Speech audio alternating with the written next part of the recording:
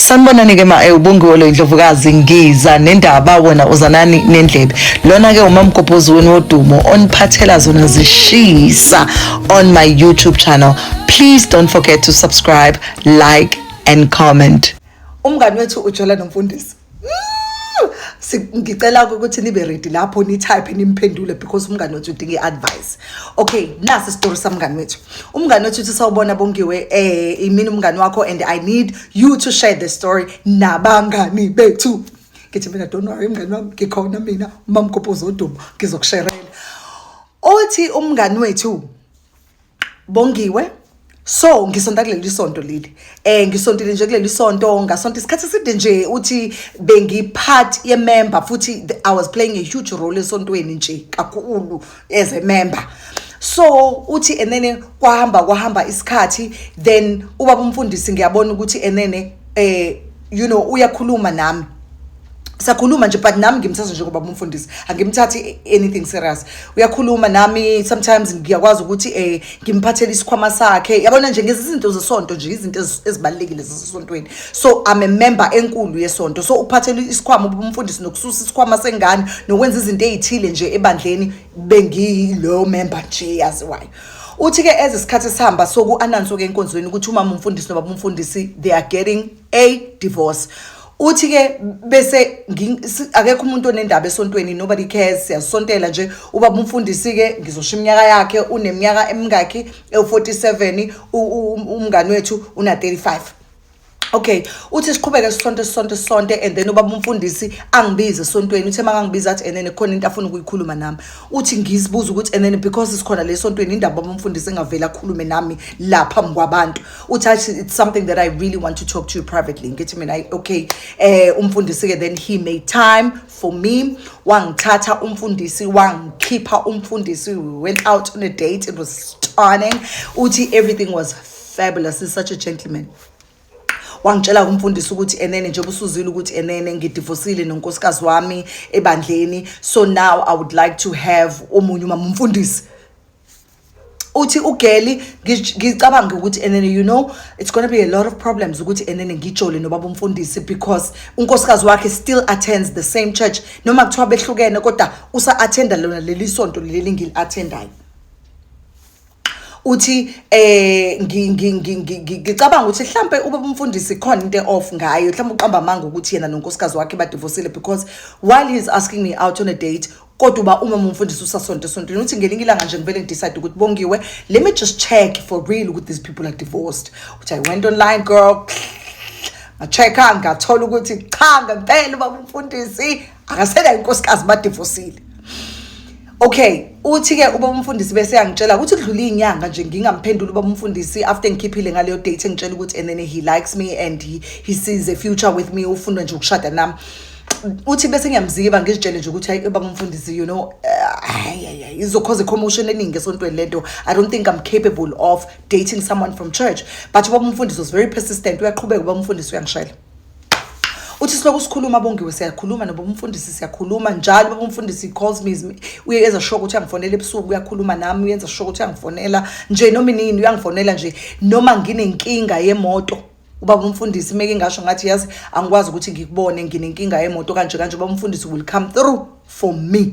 Uthi ubaba umfundisi would also sometimes he would show up at my work environment makafika lapha yana uyafika ungiphathela icoffee ubaba umfundisi you know sometimes ahlale emsebenzini angilinde until kuze kushaya isikhathi sokushayisa then we will go together you know sometimes uthi ngeValentine's again he was such like akayena umuntu wezinto gigantic kodwa the little things that bekazenza for mina like ungithengela icoffee angilethele imbali emsebenzini you know izinto ezinjalo nje would make me happy ukuthi manginenkinga yemoto uzongikhandela imoto if I need money umfundisi is a baller ukhipha nemali.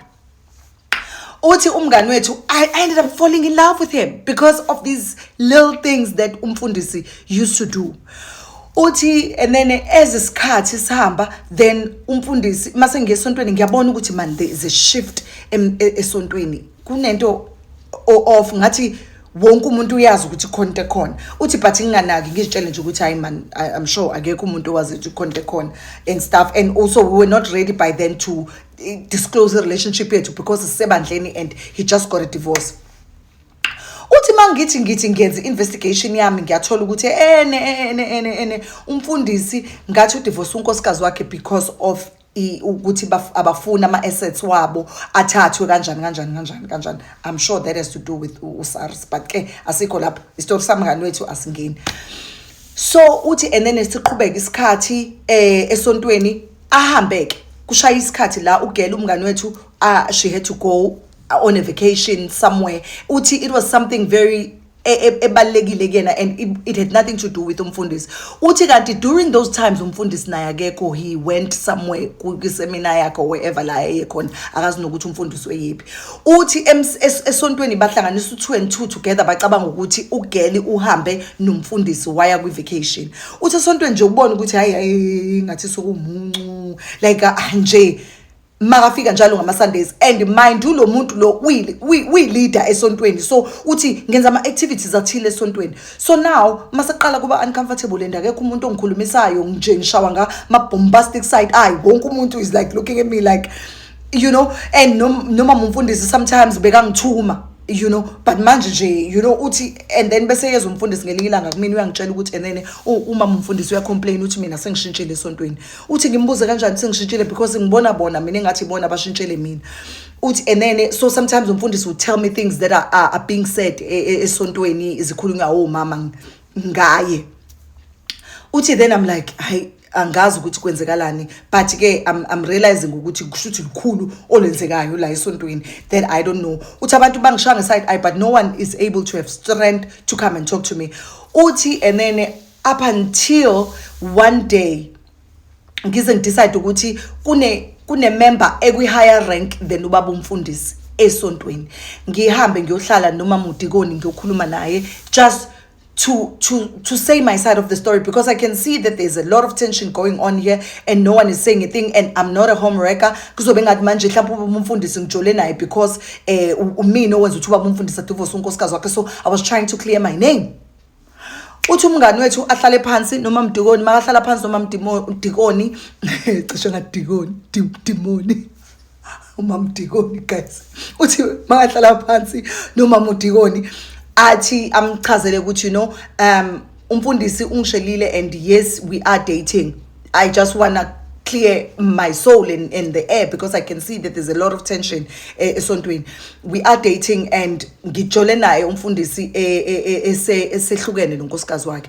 Uthi the way engibona ngakhona uma mdikoni makakhuluma nami ukhuluma njengomuntu ongathi uyazi ukuthi and then mina I'm dating umfundisi, but mase be behave ngaphandle kwesonto like they behaving as if they don't know, engathi noma umfundisi uyazi ukuthi and then mina I'm dating umfundisi. Uthi the only thing that I didn't like is that everybody esontweni manje is like I'm the villain because I dated ubaba umfundisi, but ubaba umfundisi noma umfundisi udivorcile and ku-announce ukuthi they divorced, even though ke sengifind out later because ngithole late ukuthi and then mhlawumbe badivorcerile indaba yemali, just you know ukwenza sure ukuthi they keeping their pockets not dry, yabo. So uthi ugeli uthi umngani wethu ke so bongiwe ngibona ukuthi you know there's so much tension here and I can't stand it now. Mangize sontweni I'm no longer enjoying myself. I feel like imini villain la and ubaba umfundisi like is everything like enhle imina la ongathi manje ngikhoze umshado wabantu ukuthi ube ne dispute. So maybe it's time for me ukuthi ngenze njani, let me just vamos ngishiya isonto ngiyeke ukusonta ngiziphilela impilo yami enormal. Uthi bongiwe I did that, nganyamalala ngayiphilela impilo yami enormal. Uyeza ku part 2 because story sethu sisaqhubeka. Ngifuna ukukutshela ukuthi umngani wethu after ayiphila impilo enormal kwenzekeni emva kwalokho. Stay tuned. Okay, ke uthi umngani wethu ke then I stopped going to church completely because I was like, you know what, I can't deal with this. Mental health is more important, and you know I can see that there's tension and no one is willing to address it, and ngizamela ukuyikhuluma noma mdikoni, but still it's like, you know, go off man esontweni because bengizama ukuventa out so that I can tell the truth. Uthi ngidisappear, block umfundisi, ngiblock inumber yakhe, and nje ngizama ignore everybody and stop going to church completely. Uthi sisibongiwe Okay, isikhathi 1 year wadlula, umfundisi is not saying anything to me. Wadlula futhi unyaka wesibili, wadlula owesithathu. Othi hayi ke ngonyaka wesithathu ngithola imessage evela kumfundisi. Thola imessage evela kumfundisi ngenye inamba. Asho ukuthi mina umfundisi uthi impilo yami ayikho the same ever since ngahlukana nawe. Like I can see that you are the love of my life and I want you back.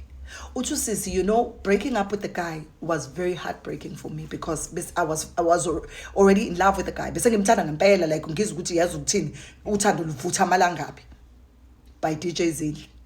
Avuthi umlilo namalangabe. Uthi uthando ubeselizwe ukuthi I know yashisa. Yangizwe ukuthi ngithini.